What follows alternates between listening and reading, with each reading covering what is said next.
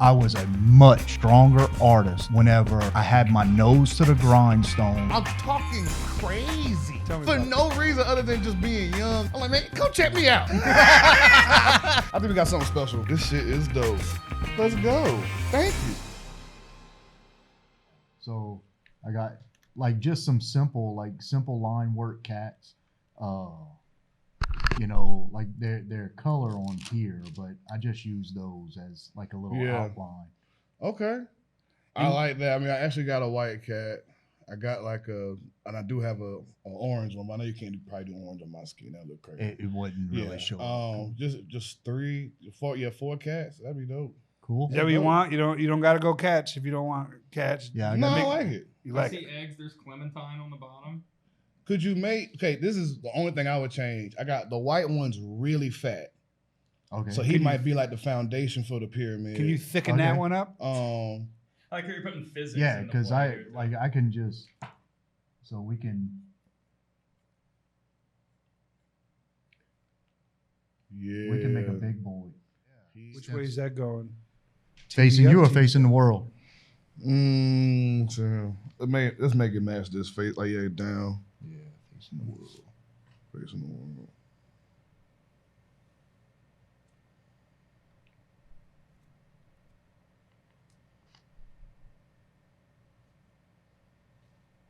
Does he get you free tickets to every Idiot Box show? I don't pay nothing anyway. I've been paying for a couple of years. Cool. Yeah. Hell yeah. So tell me while he's getting set up, what made you, because I didn't know what you were getting until last night when I talked to Boodro. Oh, yeah. You mentioned it real quick, and I was like, this silly goose.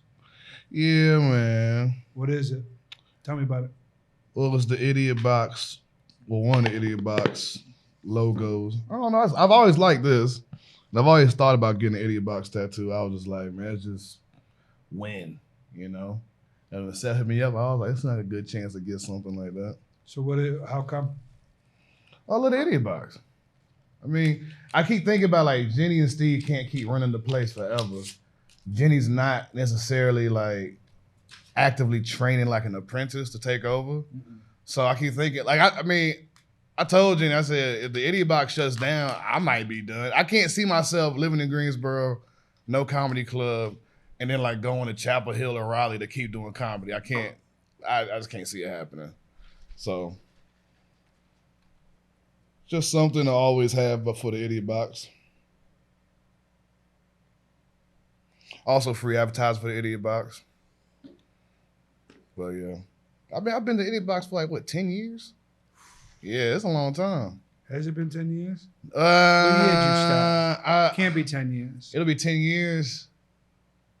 It'll be 10 years this September. Yeah. Is that when you started comedy? Uh-huh. I started 2013. What date? September 13th. September 15th right here. Hell yeah. 2 years before you. Hell yeah. And I saw you, the first time I saw you was at UNCG. Remember they had a stand-up comedy club on campus? Yeah, I only did it one time. Yeah, but that's the one time I saw you. Yeah, that's wild, dude. Mm-hmm. Wow, that was in like 2011. I saw Matt White then. 2012. Mm-hmm. Yeah. I seen Matt White then. Anthony Crawford. You. Seen Crawford. Jordan he did Fisher. That. Jordan. I seen all y'all then. Yeah. Is my power on, Seth? Oh. It's going to be that box right there. It's probably that. I can get it. Seth, take this so I can fat dude can't get through. Well, Seth made everything based off his size. Thin ass bitch. I could have got it. Hey-o. We got power. Hell yeah. So why'd you start comedy? My roommate, he wanted to try comedy. Cause it all started with that stand-up comedy club on campus. It's so weird. But they wanted to get into stand-up comedy, right? And my roommate was like, well, I'm gonna try it. Just come support me. Just come laugh at my jokes and stuff like that. So I don't bomb or whatever, you know, just it's nerve-wracking. So he's like, man, just come laugh at the stuff I say and try to help me out. I said, all right.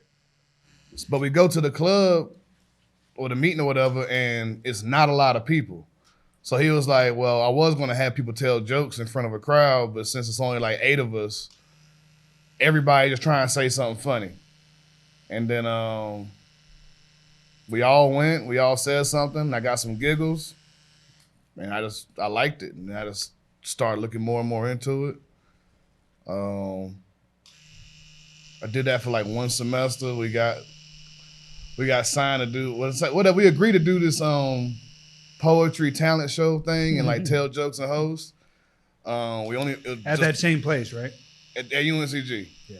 The same auditorium. Yes. Where we all perform. So it's a nice auditorium. Super nice auditorium. It's a nice auditorium. But it's an auditorium. Yeah, it's auditorium. And I just thought it was going to be like maybe like, I don't know, like 40, 50 people, you know, something small, just people reading poetry. It's a talent show, so people are like singing, they dancing, they rapping, they doing all types of stuff. And we said, okay, we'll do 15 minutes up front and then bring everybody out.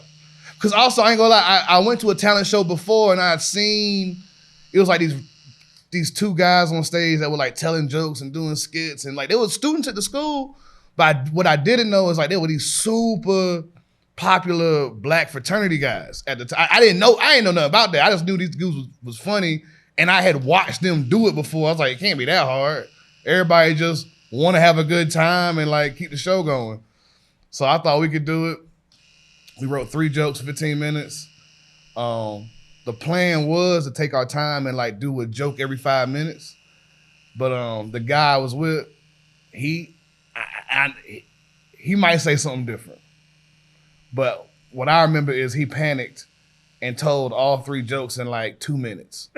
he told every, and the jokes worked. Yeah. To the credit of the both of us. Instead of, he went, Prah.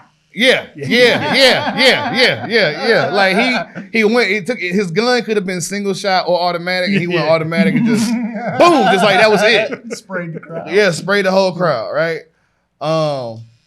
And also I say to our credit, and I do truly want to say to my credit because I'm the only person from that group still doing comedy. So like I knew I was like the funniest person in the group. All the jokes I wrote worked. You know what I'm saying? I agreed to do it with him because he was like the leader, and he was like, he did all the paperwork and like made it so we was actually a group. I wasn't gonna do none of that. Yeah. But like everybody knew it was me, right?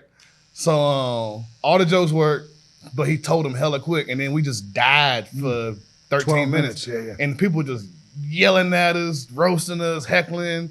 I remember all I kept doing was just asking everybody where they were at. Like, where my freshmen at? Where my sophomores? Like, I just kept trying to figure out people's location. Where my people? That's all I could do. Where my people in the second row at? Yo, English majors, nursing majors, business admin, Anybody business. Like I'm just super seniors. Like I'm just if you did anything at that school, I need to know where you Let were. me hear you if you left the house today. Yeah, red people with red shirts on. Like I'm just doing that. So you do that and you die. And then what's the next thing you do? Quit? Nah. I went to the Comedy Zone open mic the next night. Yeah, very next night. I was like, ain't no way I'm this bad. Let me go try this by myself. Yeah. Went up there, got some giggles. Nice.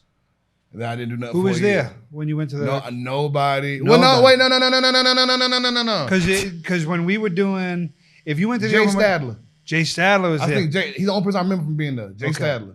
I think he had just first started. Sandals on. Sandals. Yeah. No jokes at that time, really. I was with Jay. I was with Jay last week.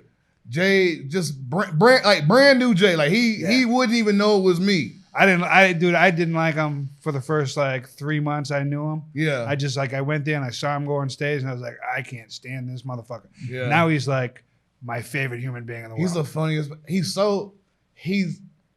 funny as shit.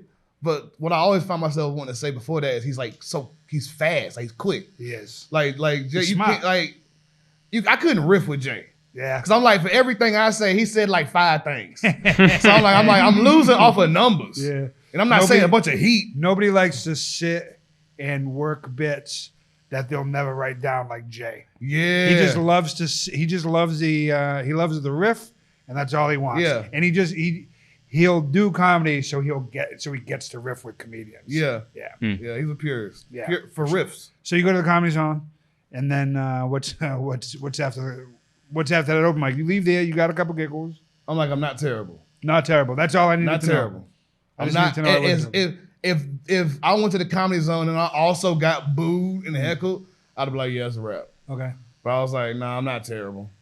I got a chance if I'm by myself. Right. Which how comedy normally is. I'm like, I got a chance.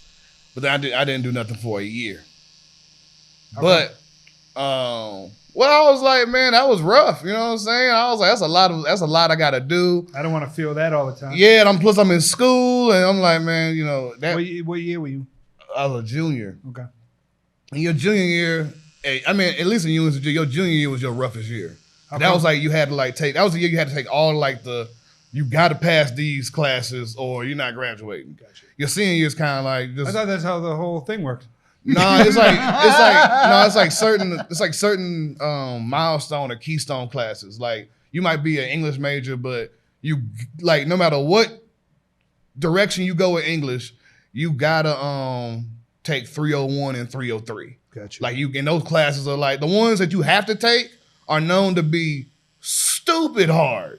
Like I remember, I swear to God, it's like 303. It was this old white man with like piercing blue eyes, and he was super smart. I remember they were piercing I'm because right he was like, here, baby. well, it wasn't you, Trinity. He was old. He was way older. He was like 30 years older than you. But I remember it was piercing because like he would ask you like the vaguest, most philosophical questions and just stare at you like you were an idiot. Like just he'd be like, "What are words?" And then just like look at and then, like just destroy somebody. Just destroy some poor girl trying to make it. Or like somebody sleepy and just stare at you like you didn't know nothing. Did you ever ask him why he did that? Never. I'm fascinated with that. It's like, what happened to you that makes you this way? Well, I wasn't as comfortable. Like now, I'll probably be like, "Yeah, why you like that?" What's the difference in the comfortability for you? Is it self-confidence? Yeah, 100%. Where does that come from? What's the difference? I would say between... the first boost was my fraternity.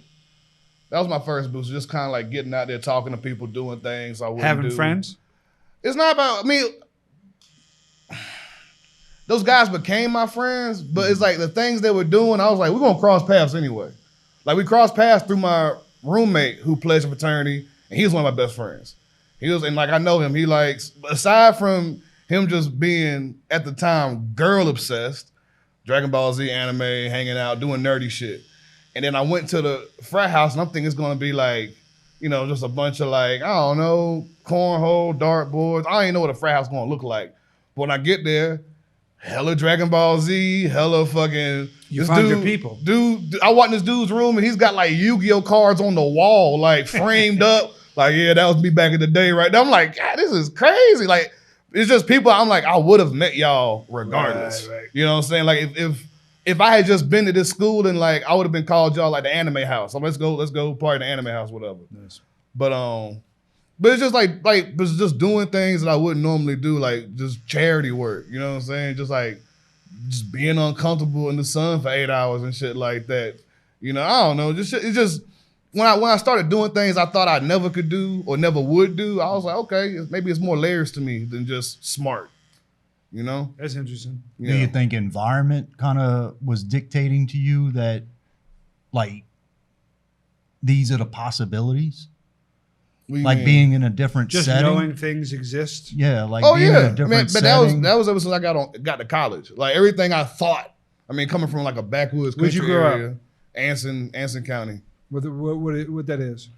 It's just it's a real small, like, I can't even describe it, man. It's just a really small, on the poorer side area of North Carolina. Like it's just a close-knit community. You know everybody? I mean, yeah, everybody probably I say if you do anything of note, somebody knows you. You know what I'm saying? Like can't get away with nothing? Nah, I mean, well, yes and no. Like if you had to dump a body, go to Anson County. But like also don't cheat on your wife in Anson County. Right. You know what I'm saying? Like it's like that. Like yes and no. Gotcha. But so all right. You do the Comedy Zone. You quit for a year. Yeah. What next? I worked my little summer job. This what really got me back into comedy. Right. I'm working this summer job, and we talking shit, and I'm lying. I just start lying What do you mean? about doing comedy. They're like, man, what you been doing? I've been doing comedy. Were you lying at that point? Or because there's so many people who they'll do it once and like, I'm a comedian. that was me. Yeah. So I'm like, man, I'm winning contests. I'm up every night. I like, cause I had did it. Yeah. I was like, man, I'm doing this shit. Technically, it's true. Yeah, so I'm like, I'm doing this. I'm like, man, and then I start talking. I'm talking crazy What do for you mean? no reason. Tell me For about it. no reason other than just being young and just like too much testosterone. I'm like, man, come check me out. Come check me out. I'm the real deal out of this bitch. I got 30 minutes. Yeah. I ain't say all that. I was like, I'm winning. I was trying to like talk shit but be vague. But then when they're like, where's your next show? I'm booked out of town. You wouldn't know it. You wouldn't know it. I was like all over bars, club. I'm like anywhere they doing shows. Man, at. you gotta catch me. specific. You Yeah, gotta Because catch I'm like, well, if they doing comedy shows at, I'm there. So they're like, I will come check you out. So then as soon as I got back, I've already got acclimated with my fraternity. I was comfortable with that. I passed on my classes. I was good with that. I was chilling now. So like when I came back to school the next semester, I was like, the comedy club was still going. And I was like, okay, I kept hitting the guy up and I was like, if y'all still going out to the idiot box, because there was a point in time they had been coming out there like once a month. Mm-hmm. And like that was I remember I'd see him every now and again.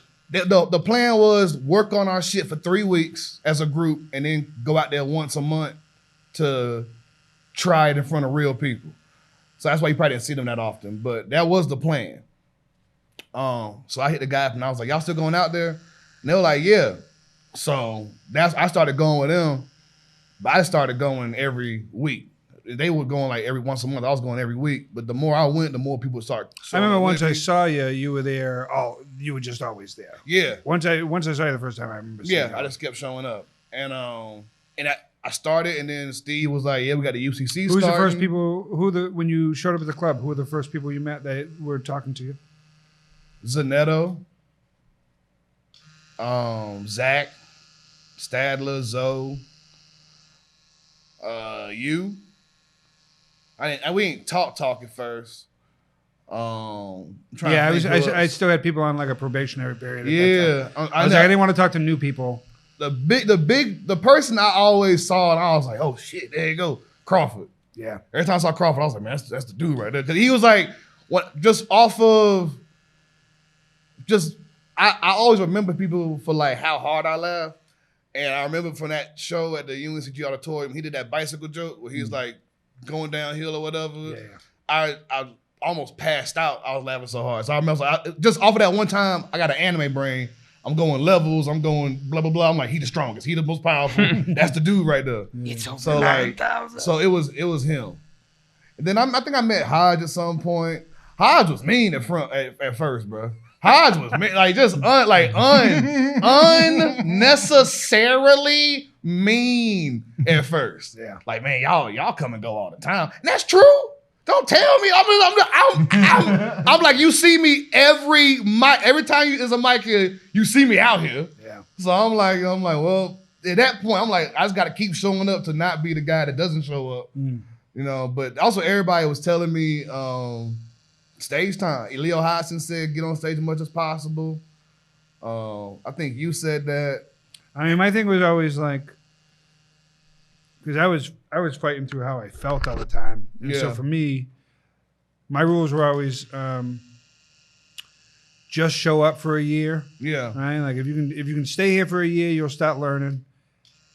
Being here and not staying home is like lesson number one.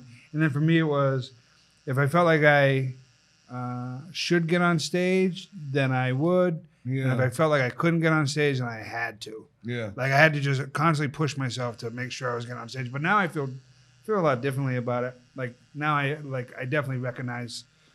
I think after you get those first couple years under your belt, when it's the only thing that's important is stage time, then it turns to like making your decisions about where's a good place for me to get stage time. How often do I need to hit an open mic versus can I stay fresh just doing the shows I'm doing? Mm-hmm. So it's definitely different now. It's wild, man. Yeah, definitely. Yeah. I'm quick to say no to a show. I'm quick to just. My girl be like, you got a mic tonight? I'm like, I don't think so. I'm just I don't know. Like it's like what you said, man. We was on 10 for so many years. There was a time period where it was just everybody was on 10 though. So you felt like you couldn't not be on 10. Had to. Because then Sam Mazzani got my spot. And I ain't just for crazy comedy brain, I didn't want that. I love Sam Mazzani, but I was like, I don't want you to get my spot because I didn't show up. You see what I'm saying? Yeah, get the spot because you're better than me. Yeah, I'm like I don't want to be my brain. Well, they were there and I wasn't there. I want to be like I put my dog in the fight too. You're one of the first guys who started after me that like caught me. You know what I mean?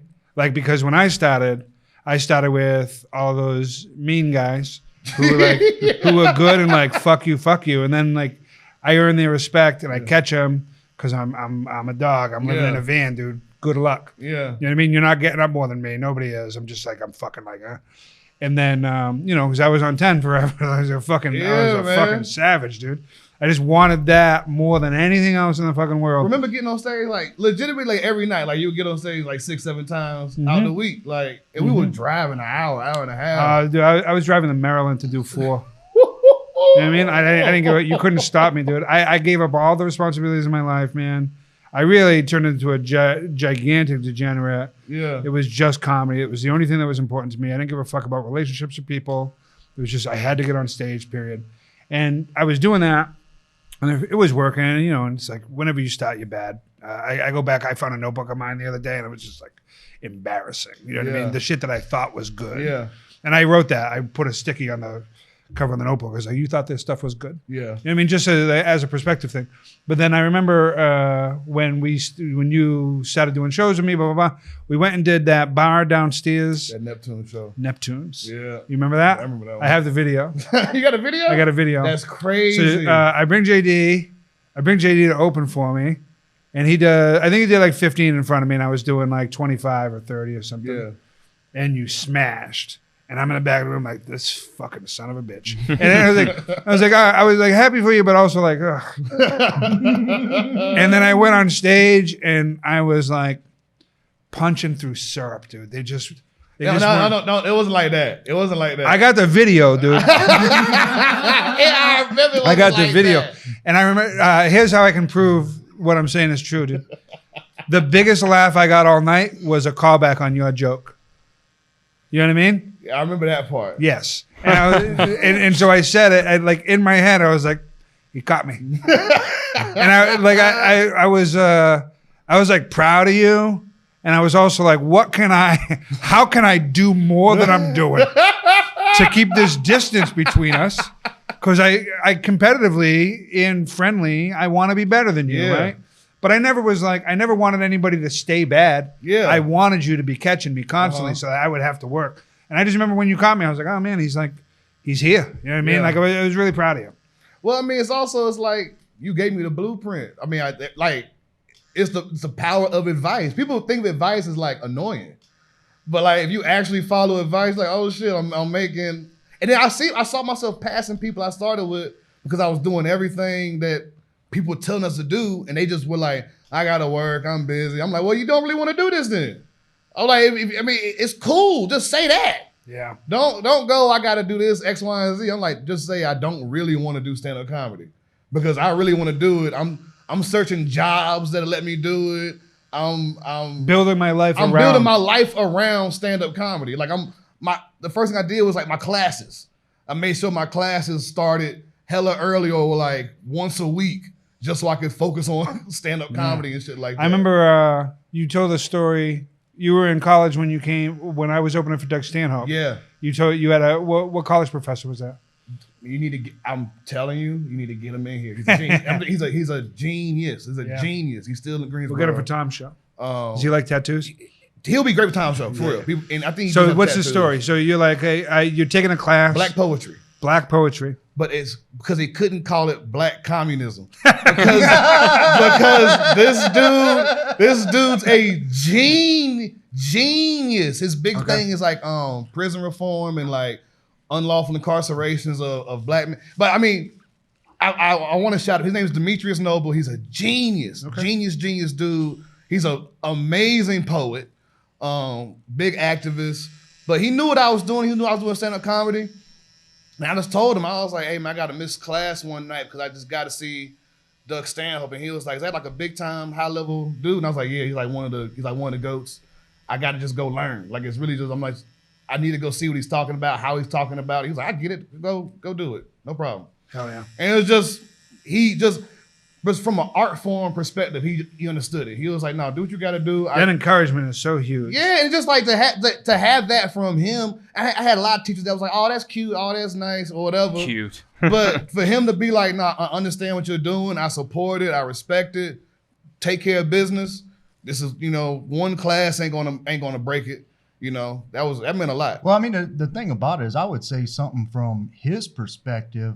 He probably reflects back a lot on his own experience where he's gotten a lot of knowledge from a place that you wouldn't expect to get knowledge, Yeah. Like, man, you can write 1,000 fucking books and everybody can read, those books and they're all going to interpret it different, but like, I guarantee he could kind of put himself in your place of, I'm going to learn, man, I'm going to learn way more there than I am here. Right. You reading from a book for that one night, I'm going to learn a lot more in that situation. Because you're not just learning from the person on stage, you're learning from everybody that's in the audience, how everybody's reacting, the whole situation. The room, man, the air in the room is different whenever it's something like that, So it's like that right there is more of a relatable experience of somebody can look back and say, man, I remember that pivotal moment in my life where I saw such and such speak. Exactly. And because you're right. Those are powerful moments. As you're saying it, I'm getting fucking chills because I'm thinking of those moments that, that I had when I saw someone doing the thing I wanted to do. And I was like, ooh, it exists. Just knowing it exists meant there was something for me to chase. I wasn't just chasing blindly. You know what I mean? Yeah. I'm going after this. And that's why I have such a fondness for Paul Hooper. Yeah. Because I went, Bill Burr was in Charlotte at the Comedy Zone. And I went there with a couple of, I went there with James Hodge. Zoe got me in the building because I couldn't afford a ticket. Zoe got me in the building. I went with Jordan Fisher, James Hodge, one of the dudes from Wild Out. I can't remember his fucking name. Nick Cannon. Might have been. But we went up there and I just wanted to see Bill Burr, but I saw Paul Hooper feature and he's talking about all the shit I was trying to talk about. Yeah. And I was like, oh, there it is. I just needed to see it. I just need that. So now I know what to chase, And so, you guys, this is a good question for both of you because, sacrifice is like we've never had to move the mic closer to JD. That's been my biggest fear this whole time, Seth, and you just now moving the mic. that you were on the mic or not on the mic? Whenever I You're fine. I just wanted to make it get it out of a shot. because it was hitting Boodro and your mic, and it sounded great. But then I was trying to negate the tattoo gun noise. Okay. All right. I'm making moves back here. Yeah. my boy's working. Yeah. So we were talking earlier about finding a job that'll let you do comedy and kind of building your life around it a little bit, because it's like, for me, I have a lot of people who I like advice, man, because it really saved a lot of time for me. I wish I'd have gotten better advice. I wish there would have been more readily available people for me at higher levels than they were. Eventually, I met those people and they were generous with their time and their information. And it made such a big difference. It takes time off of your effort. But when you're chasing a thing and you got that tunnel vision, I know people right now who are like, man, how did I get good at comedy? I'm like, dude, I don't know what to tell you. I'm bad at giving this advice because what I want to tell you is quit your fucking job. Stop doing everything else. For me, anytime I want to do something, I fucking do it. I just, you know what I mean? Yeah. And I'm 1,000,000% I'm an irresponsible human being. I know this. You know what I mean? I make poor decisions in so I can chase a thing. You know what I mean? I will live in a van so that I can be good at comedy, so I can just do it all the time. And I know that's not for everybody, but I don't know how to do it otherwise. Yeah. That balance is something I have never had. I'm just now learning what that word means. When you were, because you took some time away from comedy. COVID, Yeah. Yeah. And then there was a little minute when you were like, no thanks, I think I'm done with it.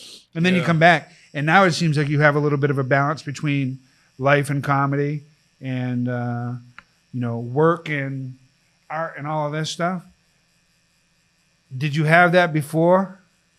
Nothing. It was 100% just that. Yeah. What about you, Boodro? Is balance a thing you're familiar with or used to when it comes to art and passions and shit you're chasing? So it's the forced creativity a lot of times. What do you mean? Like just trying to meet a deadline, because I ran a shop for, a pretty long time, and like you got to show up every day and perform, and like you can go through the mechanics of tattoo, like, oh, I got to do this and all.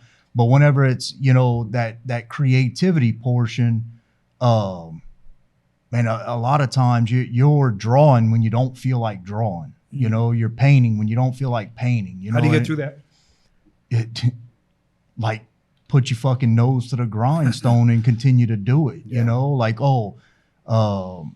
ultimately, because that's what keeps my lights on. That's what keeps food in bellies, and so like I found I really didn't have balance. Like I don't know if I still do. Like I'm a pretty addictive personality. Same. So right here. like I'm kind of like you. I kind of like, once I'm doing something, I jump both feet in, but I also want to do a good job, So like whenever it comes to my everyday job, like I put everything into that also, I don't shortchange them any, just like I wouldn't shortchange anybody else, and so like I find through personal experience, have I neglected people? Yes. Did I always do everything right? No. Did I do what I thought was right at the time? Yes. And so am I trying to apologize for those things? Yes. Does that apology mean anything? No. Because it happened already, and no matter what, I can't go back and change it. I can make an effort to have better balance moving forward. But ultimately, I'm still a person, so I am going to succeed and I'm going to fail at all aspects of it, like I've been tattooing long enough now to where like everybody used to always tell me whenever I was in my shop and everything, man, you make tattooing look effortless, and it goes down to the rule of the 10,000 hour rule. Right. You do something for 10,000 hours, you're a professional. You do 20,000 hours, you're an expert, all the way up to master. And so I've been sitting in this chair for enough hours that, yeah, it looks easy, but you weren't there for the days that it was a fucking struggle. Like, why can I not get this line to come out the same way every time? Right. And now that's the part I don't even think about, and so, because the line just comes out the same way every time. The muscle memory's there, the knowledge is there, all those things are there. But whenever it comes to the art aspect, man, I would say as far as artist, I was a much stronger artist whenever I had my nose to the grindstone and was just like, today I have to do it. Where like you got a job, it's paying your bills. The art's not paying your bills. It's an extra. I'll do it when I feel like it. When you feel like it? Never. Yeah, dude. Because you get off of work, you're tired. You want to sit down. The worst thing you could do is sit down. So like now, like I don't really watch TV. You and I were talking about that last night. I watch a couple shows. That's it. Other than that, man, I'm doing something productive. I'm doing art something. I'm doing learning something. I'm doing meditation something, and like the meditation for me is in a bunch of different forms, you know, like I do walking meditation where I just walk around and like, man, why is that blade of grass here? Just seeing the things that are actually seeing in front things that are around, man, slowing down for a minute, you know, and of you. really So difficult. dude, it is. And especially now, like, I mean, I don't know about y'all, but if y'all want to know how much volume of water is on Earth, we could look it up and find out in 20 Right. fucking seconds, Right. you know? But like Aristotle's time, man, all they had to look at was the sky. All they had to look at was the things around them. And we look at them as great minds because they took that moment to really appreciate what was around them. And I find for a majority of my life, those things that were around me, I didn't appreciate. You know, I took those things for granted, you know, and now, like, man, it's all memories. So that goes into what you were talking about earlier, man, making those mistakes and sacrificing things in relationships. Those are, that's not stopping to pay attention to what's around you and just having that tunnel vision. You know, I've ruined plenty of relationships when I get hyper focused on things and selfish. It's such this. I feel like there needs to be a right and there needs to be a wrong all the time, and that's just all the way wrong. Like sometimes it's just things that aren't going to be perfect or questions that aren't going to be answered. I look at the time I spent being a degenerate, chasing my art, and I look at how I stepped away from relationships that were important to me. I ruined some relationships, and now trying to find that forgiveness for all those fucking mistakes I made is so much work, but I don't know what I would change. You know what I mean? Like, Yeah, right. because I got what I wanted. I got to do this thing I really wanted to do. There's some sacrifices that had to be made in there. I'm having a real hard time finding like forgiveness for myself. Do you struggle with that? Yeah, man, there's nobody that hates me more than me, Right. you know? And so, but I've also come to the realization that, it's okay to be a flawed individual, you know? What other kind is there, right? Yeah. But it's hard because you do feel like there's this pressure to be perfect all the man, time. and you know, you wanna go back and you know, put the genie back in the bottle, but it's never gonna happen. And so so I got a buddy of mine, he talks about man, fuck it, he's not my buddy, he's my sponsor. Okay. So my sponsor tells me about these orbits, you know, and it's orbits of bullshit, you know, and it's how long do you want to hold on to the bullshit? And he's like, and there's all these planets, you know, there's these planets that stay in your orbit all the time. And then there's these planets that are way off in the distance, and every now and again they're in your orbit, but they really kind of come and go, you know, and that's was late on a electric bill and my electricity got shut off and I lost a gallon of milk because it went bad. That's a minor thing. But then there's the, you know, I neglected my children chasing, you know, whatever, or being preoccupied with whatever. And man, those are the ones that, man, they just stay, you know, and it's, you can hang on to the fact that at one point in time, you didn't know what was right. You didn't know what to do.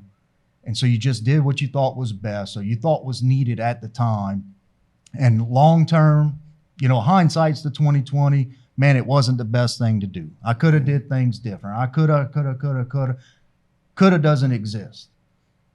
What am I going to do tomorrow? You know, like, so am I going to send that text? Am I going to give that call? Am I going to let that person know how important they are to me, man? Like, so since our last show, man, I've expressed to my mom and dad how much I appreciate everything they've done to produce a super fucked up individual, right. You know, like, I mean, but I want them to know, you know, and I still make efforts to reach out, you know, to my kids and stuff like that and all. And like, cause I just want them to know that, yeah, I fucked up. But like, I'm going to do everything I can to make a better me for tomorrow. Now, like, they never have to accept it, sure. And that's fine. And I got to deal with that internally also. But for now, for me, I'm going to make me better, you know, and if that's the selfish and, you know, making me better, if I end up losing people along the way, well, then that's another one of those things like, man, in the future, it's like, I could have did that better, but I needed a better me at that time, you know? So I wish we had a magic, you know, mirror that could tell us everything that was correct and not correct to do at the particular moment in time. But really and truly, all we do is we do what we think we need. And then sometimes we are doing what we need and we don't even realize it. Because there are parts where, like, you know, in that moment of time where it was perceived as neglect, a lot of time it was just escape. Yes. You know, in a not great situation, let me escape, you know, and that way others are protected from, you know, the possible scenario that's going to happen, you know? And so, like I say, it's, I'm just trying to figure it out like everybody else, you know? Oh, yeah. How much water is on Earth, Seth? It is the current volume of water on Earth. It's 332.5 million cubic miles. That sounds like a lot. It's the Earth water volume. It's a good amount. How much of it is consumable? How much of it is salt and how much of it is fresh? Man, we could keep this going forever. You don't really have to look that up. I have to know now. Of the 1.4 billion cubic kilometers, we're doing kilometers now, of water on Earth. Canada. Yeah. 35 million, or about 2.5% of the total volume is fresh water. Okay. Only about 0.3% of this fresh water is easily available for humans to use. The rest is pee. No, the rest is frozen or underground. You know, and then, like, so with these little facts, I'm gonna drop one on you in a second that I learned in college. But it hearing this one fact really put things into perspective as far as time goes, you know, because like now we're, you know, you were talking about like earlier, you know, if Idiot Box shut down, would I be done, you know, because you've put so much time and so much effort into where you are now. Is a change possible, you know, because you get to a certain age, you don't really like things to change. You get kind of set, you know. And so whenever I was in college, my professor said this fact, and it just made me completely Wait, let me change. Google it first. What did Boodro's professor say? Yeah. So the Mediterranean Sea, okay, it's opening up to the world as the Bering Strait, right? Is it the Bering Strait? Or it might be Bering Strait is in Alaska. Yeah, that's Alaska. What's the one over there by Spain? Now we're doing geography. Yeah. So if you take the Mediterranean Sea and you take all the water out, Gibraltar, that's it. It you know, it becomes like the salt flats in Utah. There'll be one half an inch of salt on the bottom of the Mediterranean Sea. So they drilled core samples into the bottom of the Mediterranean Sea. There's 5 miles of salt at the bottom of the Mediterranean Sea. Really? So that means it dried out enough to create 5 miles, a half an inch at a time. That puts time into perspective, you know? And so, like, man, I think we're all just really doing the best that we can with what we have. And then I think there's some souls, man, that they just don't see a need to change, you know? And I mean, I'm glad, like, you know, wool got pulled over, you know, the wool got lifted and I you know, hit a bottom and decided to make changes in my life, man. And so I don't know, I'm like you, man. I couldn't imagine being anywhere different. Is it ideal? No, it sucks every day. You know, every day I get up, man, it sucks. I don't get to see my kids. I don't get to talk to my kids every day. You know, it sucks. But you know what? Like, you know, there's tomorrow, you know? And so, yeah. Now that I've brought the show completely you hit rock bottom, there's a ton of salt there. There's so much salt. You know, back in the day, if you had salt, you were the richest man on earth. Call back to before we were recording. If you don't get it, you're dumb. So You start going to the indie box. It's on Elm Street. This is 9 years ago or so. Yep. And then, what did you want then when you were doing comedy? What was the thing you wanted? And then, where are you now with what you want? Back then, I just wanted to get better. Now I just want to have fun. I mean, like, it's like I say I want to have fun, but like, and people, when I say I want to have It's fun, fun people to get act better. like I'm not taking it serious, but I'm like, yeah, it's fun to get better. It's fun to get paid. You know what I'm saying? Like, all that's fun. It's fun hanging out with my friends, but there was a point where I was doing comedy, but I wasn't having any fun. I was just doing it. Yo, we did an episode with James Hodge, and he's like, there was a point when he's talking to me, he's like, there was a point when I saw you like laughing at your own jokes on stage. Yeah. And I was like, yeah, that was like 6-7 years in. He's like, yeah. And I was like, that was the first time I realized you could have fun doing it. Yeah. I had no idea. Yeah, right? I had no idea. It was like, you could enjoy it. I just thought it was like, I'm fucking miserable. I make everybody else laugh. And I go home and I'm miserable again until I make everybody else laugh. And then I was like, holy shit, I think you know what it was? I was seeing like the people I was opening for having a good time. You're right. I saw Josh Wolf have fun for a whole weekend. And I was like, what the fuck is he doing? Yeah. Why is he smiling? Why is he having so much fun with all these people? This fucking happy motherfucker. You know what I mean? Like, I really was like, it was weird to me. You know what I mean? Like, why aren't you fucking torturing yourself and suffering? And he was like, I like weird shit. And I was like, fuck yeah, dude. And so, I had to take a little bit of a break. And then when I went back, I was like, I was thinking about quitting. Yeah. And then I was just like, holy shit. Like, I'd be home and I think of something and it makes me giggle. And then I get so performative about it where I forget to, like, it's fun too. And so now, having fun is like a thing you have to remind yourself. Yeah. The same thing with meditation, right? It's like, you gotta fucking, it's never a bad time to practice breathing. Yeah, right. Never even thought that till somebody said it to me. Never even thought about practicing breathing. And now it's like having fun while everyone else is laughing was like a foreign thing to me. And I'm like, right. So having fun's a good goal. Yeah, having fun with it. That's pretty much it, man. Like I just I know what I used to do. I'm not gonna let myself get back to that point. What's that? Just hitting whatever mic I could, whenever, wherever, just hustle, grind, blah, blah, blah, blah. Like I don't feel the need to do that anymore. Okay, if you went back and if it was 2015 and you could talk to JD right before an open mic outside of the club, and you got 30 seconds with him, you can tell him whatever you want for the next 8 years. Yeah. 30 seconds. You just boom, you're right there. You got 30 seconds with 2015 JD. What do you tell him? Stop fucking with these hoes. Don't cheat. You don't got to hit every mic. Bitcoin is a big deal, nigga. Take a break every once in a while. I love you. You're doing all right. Don't kill yourself.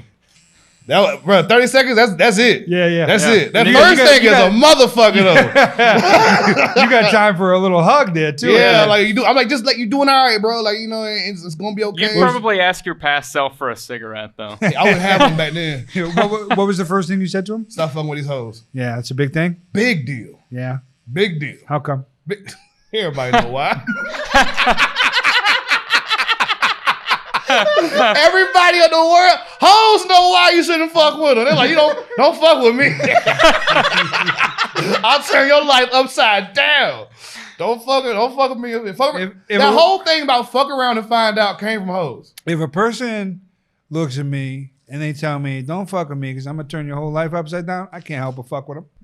Listen, but I hear you. I can't help but fuck with them. I hear you. Why are you flirting right now? Because knock it off. Because we're built in a way, and I know this about myself. Everything I love is bad for me. Okay. Drugs, sugars, salts, loose women, whatever I like. If I like it like a lot, I'm like, this ain't good for me. Cause I don't know, I'm drawn to bad things. All right. So once I realized that, and I was like, okay, just stop, just cut that out. My life just skyrocketed. I made more money than I ever made in my entire fucking life in like 4 months. So let's talk about things that you love a lot. You love video games.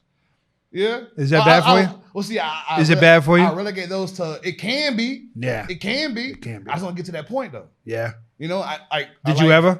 Huh? Did you ever? Nah. Never. No. It came close. It came close. I was like, but that's also just, it resulted in a lot of, all right, okay, I'm gonna start writing the paper at 6, go to bed at 7 in the morning, and turn in at 2. Like it just resulted in a lot of like don't sleep papers. Right. But like I never missed work or like did anything crazy over video games. Gotcha. Same thing with weed. I never like didn't do something because I was smoking weed. I might have done it while I was high. I can name something you don't do because you smoke weed. What? Fucking host good.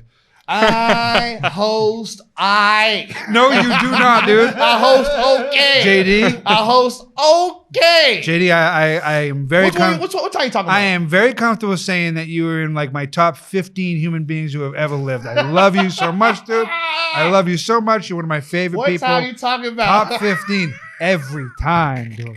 You're so bad at it. You're what so time bad you at it. talking about? Every time, JD. Every time? Yo. It can't be every time. I've never seen I you remember host. there was one time that was pretty bad, but I was drunk. That time I was drunk. The 2 times I remember I was both times I was drunk. UCC the first time. If I called Jenny right now and I was like, how's JD as a host? She'd be like, I love him so much. And I'd be like, how's he as a host? She'd be like, he's so funny. I'd be like, how's he as... She would avoid the question because she loves him. But what? Okay. All right. Okay. We can talk specific times if you'd like. Let's go specific. I'm saying just to rebuttal. I work for Good Night as specifically as a host. Yes. For 15, 20 times. And there's so many stories about how bad it was. Yo. There was one time I know I fucked up. There was only one time ever in the history of Good Night. Tell the story. It's Donnell Rollins, right? Mm-hmm. So Donnell Rollins comes in. He's Ashley Larry. He's from the Chappelle Show. He's fucking hilarious in person. One of the funniest shows you can fucking see as a Smash. One of the hardest times in my entire life. Yeah, for anybody. Dude. Yeah. So you're hosting for him. Yeah, I'm hosting. What's the weekend like? How many shows? Huh? How many shows over the weekend? I think they were back then. They was doing that Thursday 1 show, Friday. Yep. I think it was 5. Friday 2, Saturday 2. I think it was 5. Yeah. Right. So you go in and what's the show? You know the one I'm talking about. Yeah. Tell us. You got 1 minute. Tell the story. All right. Why not 1 minute? We got other stuff. I can't get all the details. We got other stuff we got to do. I can't get all the details out. All right, go ahead. Minute. Go. All right. I'm hosting. Mark Brady is featuring. Donnell Rollins is headlining. Right. Now I know this because I'm a black. I've been black hosting these shows. The whole time. Black host, white feature, black headliner. That's if it's a black headliner, it's usually a white feature and maybe like a corny black host who's alternative and different. You can't see my fingers doing quotation marks right now, but it's always like different black dude, white guy, than the real black dude. So it goes corny, and then the real black dude saving the show. I know what they're doing. I've done it. I've been the bad guy on so many black shows. I go up front with my glasses. Me too, by the way. Talking about Yu-Gi-Oh! And they're like, this nigga sucks. And then the next dude just got out of jail yesterday. And he talking that real shit. And everybody's like, yeah, go. And I know what the fuck is happening. Right? So it's me, Mark Brady, then Donnell Rollins. I notice if it's a black headliner, what the crowd wants to see, if you're a black dude on that stage, they want to see the black headliner. Yeah. That's I want to see the black person I paid for. I get up there, they immediately don't like me. I'm not talking about nothing they want to hear. They're being polite. I'm like, if you was in that show and you saw JD Etheridge back in the day, about 3 years ago, I love you because you didn't boo me. Somebody started to boo and somebody was like, nah, he ain't booable now. We just don't like him. Right. It ain't boo worthy. It's just like, just hurry up. Yeah. Right. So I do my thing. They don't boo me, but it's bad. And then Mark Brady goes up. And then Donnell Rollins tells me, Cause he wasn't in the building at that point. He comes in during like right in the middle and he was like, hey man, I want to smoke a blunt or something like that. You go back up there and do 15, give me time to smoke, then I'm gonna come up there. And so you hosted. I was hosting. Mark Brady's on stage. I'm hosting. I'm getting paid $40. Like I'm worried about it. I'm getting paid $40. Yeah. I'm driving an hour and a half from my house. Yeah. Like I've been doing this for a grip. So I'm gonna feature other places. Yeah. I'm at a point where I'm kind of like, all right, like I'm gonna start breaking some rules. Yeah. Right. So you go up, they don't like you very much, and then you're in the back while Mark Brady's on stage. Yes. Donnell comes up to you and says, hey, do 15 15 minutes. You just did 10, and you hated it. I just did 10. They hated it. That's not. I need to understand something. This is why I'm one of the better comedians. I care about the crowd. They didn't like it. Yeah. I'm fine. I'm getting paid to be here. They did not like nothing I was talking about. So I heard Donnell go back up and do. In my brain, I'm like, you won't hear to see them not like me. Yeah. I'll get booed a second time. Right. Like because in the crowd's mind, I'm being greedy. He trying to get some more laughs because we didn't laugh the first time. In their mind, oh, he going for it again, right? So Mark Brady finishes. I go up. Y'all ready for your headliner? Like I don't even fake a joke. I'm looking at Donnell rolling the blunt. I'm watching him like put his shit down to come on stage. He's not happy. All right. So that's the first show. I acted like I didn't hear him, but I heard him, right? So we do the next show. Donnell gets off stage and he this is funny. It was fun. It could have been intimidating if I was 5 feet tall, but he looked me in my chest and he was like, next show, you do 15. And I was like, all right, I got you. Yeah. I got you. So I got away with this one time. Donnell leaves to go do what he's going to do. I go to Mark Brady and I say, hey, man, listen. You got to do another 15 minutes at the end of your set. He's like, what? I'm like, yeah, man. I know they got you for two, but you got to do 35. That's just, I don't know, man. So, and then that's how the weekend went. I wasn't going back up there. I wasn't going back up there. I think I did it the first. I think the first night I was like, okay, whatever you say. Yeah. And I went back up there and they were like, nigga, what the fuck? Like we were polite the first time. Yeah. You know we don't like you. Now you pushing it. So I was like, I'll never do that again. Yeah. After that, Mark Brady, you gotta go do. You got hey, this is what they want, man. And you the feature, so I mean, kind of, you getting paid more. Does he know you did that to him? Now he does. But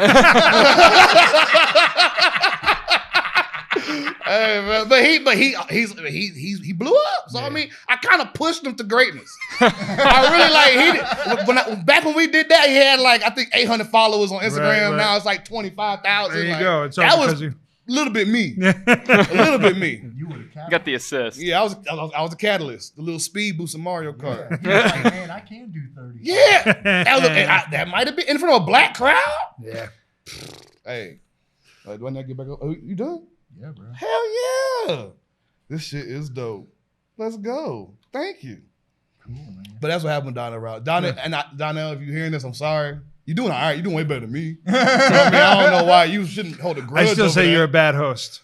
That one time. No offense. No, that's one time. The Idiot Box is a couple times. A bunch of times. It's a couple times. It's every time. I was drunk.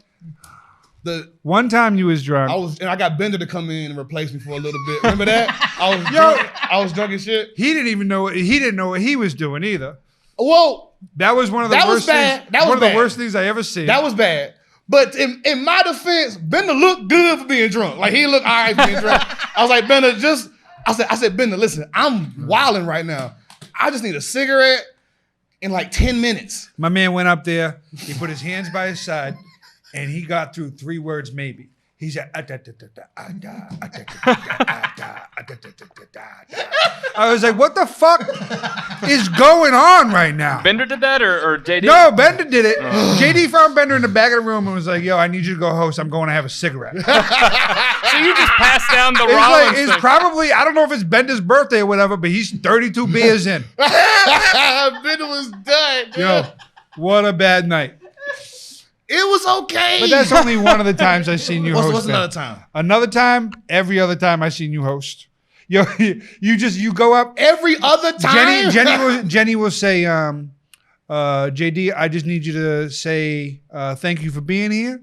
And that there was there's more shows. And if you guys want to go next door, please do. It's that third one. And then you But I know what you're saying. Don't give me 3. Don't give me 3. Cause I'll get up there, I'll say everything. I'll be like, and here's what happens.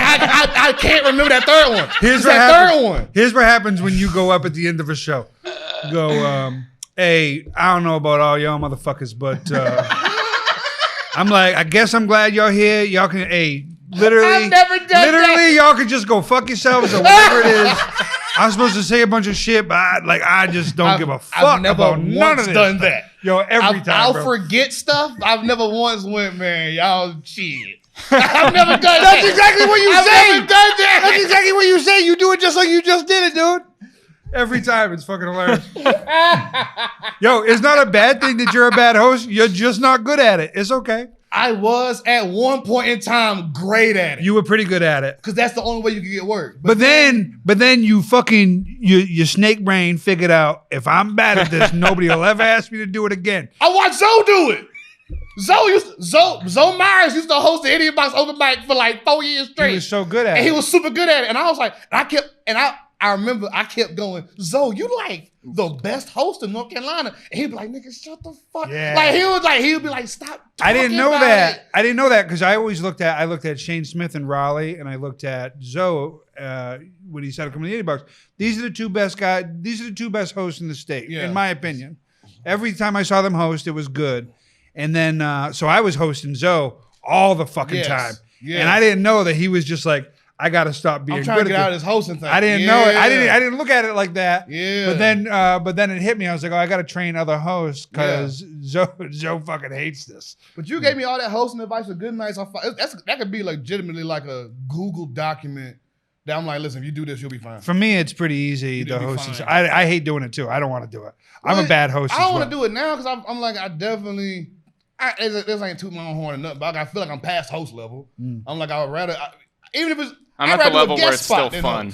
Depends on the situation for me to host, right? Like if it's a really fun opportunity, then I'll say yes. But I've said no to hosting for like good names. You know what I mean? Just because like I just know I'm not the right fit, and it's not worth the drive, the time.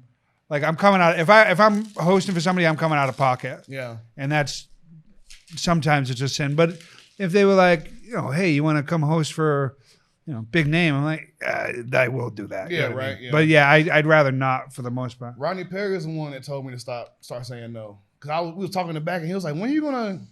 Because he was a big champion of me, like going to New York. And he was good for you. Because Leonard Oots? No. Big black dude, but he was from Virginia. He went to New York and he blew up. And Rodney wanted me to get out of here so bad.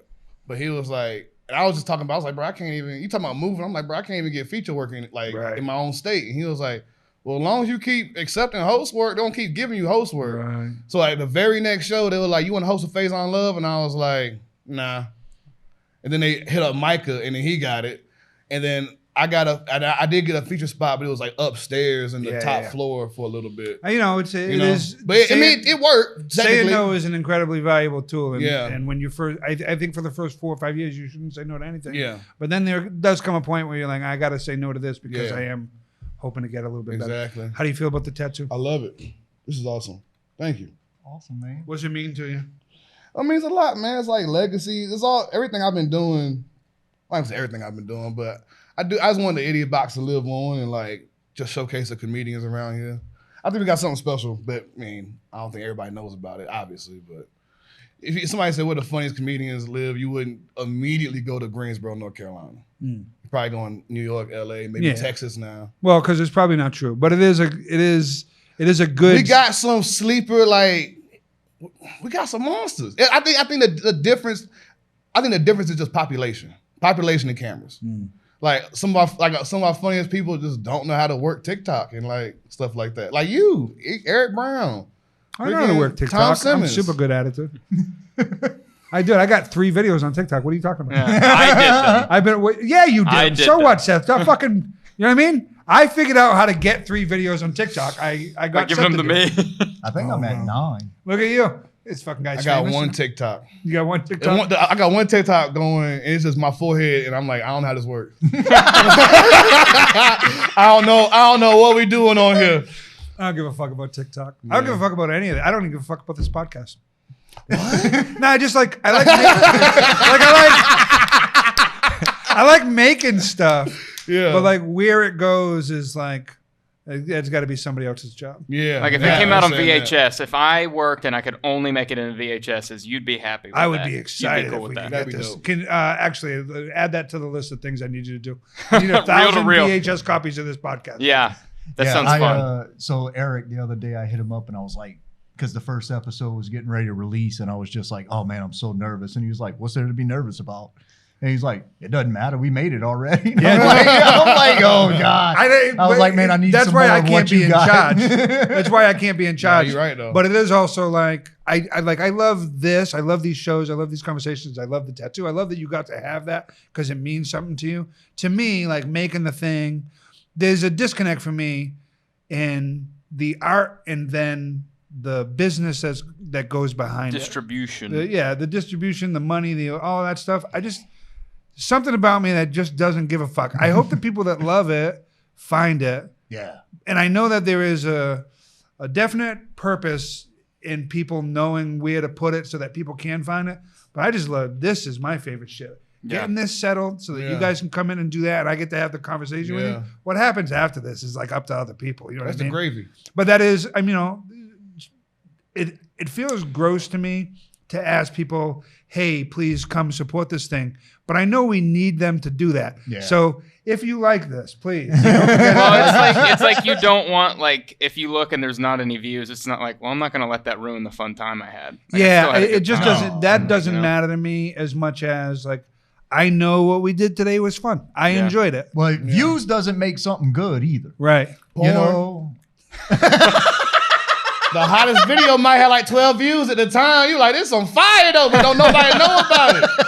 I was just thinking that, cause I was thinking that same thing. I was like, when people make you make a porn video, right? A porn. It could just be a video. No, Yeah. it ain't no just Let a him video talk. now. I know what he means. Everybody exposed. But you do a porno, right? And then I see it sometimes. I'm like, man, like 700 views, like this shit. It's right beside a video with like 85,000. And like another one got 2 million. I'm like, this the heat. But I'm like, how do you justify, like, I'm a porn star, but your videos don't crack 1,000. Right. I'm like, it ain't hard to get somebody to watch porn. It's not like comedy. Yeah. I'm like, this shit should hit 1,000 first day. These porn stars fucking up. I'm like, your porn gotta be like defective. If like, you know, crack 1,000. And then I'll click on it. I'll be like, okay, how long was it out? I'm like, 2 years ago? Nobody, 1,000 people ain't watch this video in 2 years? That's how I feel about stand-up comedy reels. Right? What were you going to say? You were going to say I was something. going to say, nobody's going to be like, this porn doesn't have good audio. There's a flash frame. There's a frame rate drop them out. There are some videos you're like, man, this could be good if they stop, like they took the soundtrack off, or if they get the camera steady. Like a couple videos got fucked up by like the cameraman, or the editing or whatever, but not many. It's a few. All right. Well, good episode, guys. That was fun. Oh shit! All right. Nice little fade here. There you go. Faded it out. Yeah. We did it. Man. Good job, guys. But thank you, man. Man, Hell thank yeah, you. this is Thank awesome. you. Yeah.